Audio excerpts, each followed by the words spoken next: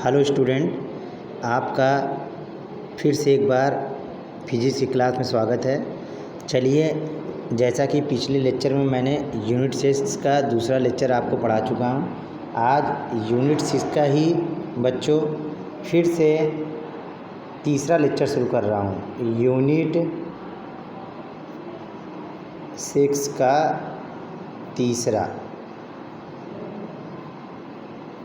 Third lecture आपके सामने फिर से लेके आया हूँ। चलिए फिर से शुरू करता हूँ थर्ड लेक्चर। तो चलिए, आज का जो टॉपिक है बच्चों वो है दृष्टिकारी के प्रकार, यानी type of rectifier. Type of rectifier क्या होता है? दृष्टिकारी को निम्नलिखित दो भागों में वर्गीकृत किया गया है। देखिए, पहला अर्ध तरंग दृष्टिकारी और दूसरा है पूर्ण तरंग दृष्टिकारी। ये दो भागों में व्यक्त किया गया है।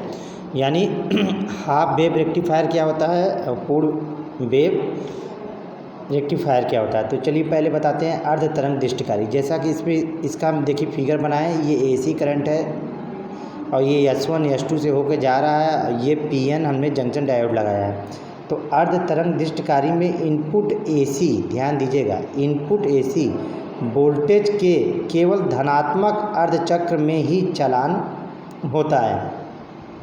यानी कहने का मतलब है, जो अर्ध तरंग दृष्टिकारी में इनपुट AC होता है उसमें वोल्टेज में केवल धनात्मक अर्धचक्र में ही चालन होता है।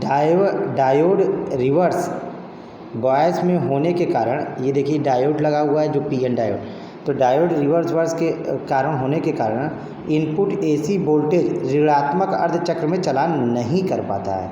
क्या समझे बच्चों? इनपुट AC वोल्टेज जो होता है वो ऋणात्मक अर्धचक्र में चालन नहीं कर पाता है।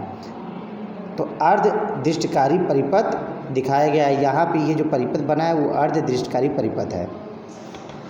तो इसमें देखिए, धनात्मक अर्धचक्र में ट्रांसफार्मर का S1 S2 सिरा, यानी S1 ये है, S2 ये है, S1 S2 सिरा की सापेक्ष धनात्मक हो जाता है, अतः डायोड फॉरवर्ड बायस होता है। इस स्थिति में इसमें धारा का प्रभाव होता है। ऋणात्मक अर्धचक्र में S1 सिरा S2 सिरे के सापेक्ष ऋणात्मक हो जाता है। यानी S1 और S2 जो होता है वो ऋणात्मक हो जाता है। इधर से आया तो यहाँ ऋणात्मक जुड़ जा रहा है, उधर से आ रहा है तो वहाँ ऋणात्मक जुड़ जा रहा है।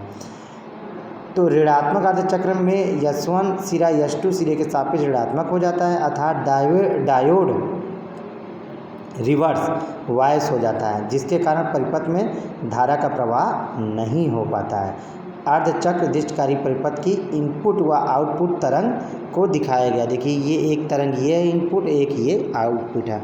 ध्यान दीजिएगा, जो तरंग चलती है 0 पाई 2 पाई 3 पाई ऐसे, फिर 0 पाई 2 पाई 3 पाई ऐसे तरंग चलती है। अब दूसरा नंबर जो है पूर्ण तरंग दृष्टिकारी। हेलो स्टूडेंट, फिर से देखिए, दूसरा नंबर जो है पूर्ण तरंग दृष्टिकारी। तो अब इसमें आपको बताते हैं, ये जो तरंग वोल्टेज होता है, पूर्ण तरंग दृष्टिकारी है क्या है? तरंग वोल्टेज प्रयुक्त दृष्टिकारी की DC आउटपुट वोल्टेज और धारा तरंग का स्वरूप जो होता है वो अर्ध ज्यामितीय चक्र का होता है, जो जाविक्रीय तरंग जिसे बोलते हैं के रूप में हो तो वह पूर्ण तरंग दृष्टिकारी कहलाता है। अर्ध तरंग दृष्टिकारी में बच्चों, अर्ध तरंग दृष्टिकारी में धारा का चालन केवल अर्ध चक्र में होता है। उसी पूर्ण तरंग दृष्टिकारी में अधिक DC शक्ति प्रदान करता है तथा इसमें जो होता है रिप्लाई जो होता है वो मान कम होता है। यानी ध्यान दीजिएगा, इसका मान जो कम होगा बच्चों वो कम होगा।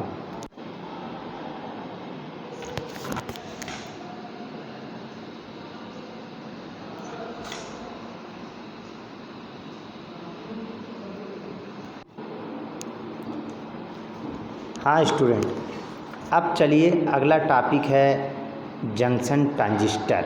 ये भी बहुत इम्पोर्टेंट टॉपिक है बच्चों। अब यहाँ से जंक्शन ट्रांजिस्टर के बारे में आपको बताएंगे। जैसा कि इसमें दिया हुआ है कि यह दो अर्धचालक के मध्य दूसरे प्रकार के अर्धचालक की एक पतली सतह पर बना देने पर जंक्शन ट्रांजिस्टर बनता है। यानी कहने का मतलब क्या है, यह एक ही प्रकार के दो अर्धचालक, यहाँ दिया हुआ दो अर्धचालक के मध्य दूसरे प्रकार के अर्धचालक की पतली सतह बना देने पर जंक्शन ट्रांजिस्टर का निर्माण होता है। क्या समझे बच्चों? यानी एक ही प्रकार के दो अर्धचालक रहेंगे, यानी यह जैसे P और P दो अर्धचालक हो गए, और दूसरे प्रकार के अर्धचालक की एक पतली सतह बना देने पे, जैसे ये N, एक पतली सतह बना देने पर जंक्शन ट्रांजिस्टर का निर्माण होता है। जंक्शन ट्रांजिस्टर जो होते हैं बच्चे वो दो प्रकार के होते हैं, PNP, NPN। इसका केवल आपको बेसिक पढ़ना है, पूरा डिफिनीशन नहीं पूरा उन्हें, बस बेसिक आपको बता देते हैं, उसी को पढ़ना है, उसी को एग्जाम में आएगा जो आपके सिलेबस में भी है। तो पहला नंबर है PNP ट्रांजिस्टर क्या होता है? तो यह दो P टाइप के अर्धचालक के मध्य, यानी ये एक P हो गया कि ये P हो गया, P टाइप के दो अर्धचालकों के मध्य N टाइप का अर्धचालक की पतली सतह बना देने पर PNP ट्रांजिस्टर बनता है। PNP ट्रांजिस्टर जो होता है उसका प्रतीक ये देखिए यहाँ पे दिया हुआ है, ये ई मीटर बोलते हैं, ई को ई मीटर, बी को बेस, सी को कलेक्टर, यानी उत्सर्जक, आधार और संग्राहक। तो ये तो हो गया PNP बच्चों। तो PNP के जो होते हैं मुख्य भाग होते हैं, जैसे उत्सर्जक होता है, आधार होता है, संग्राहक होता है। उत्सर्जक मतलब क्या होता है?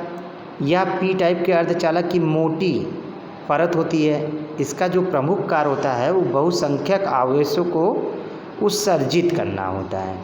और आधार क्या होता है? यह N टाइप का अर्धचालक बहुत पतली सी परत होती है।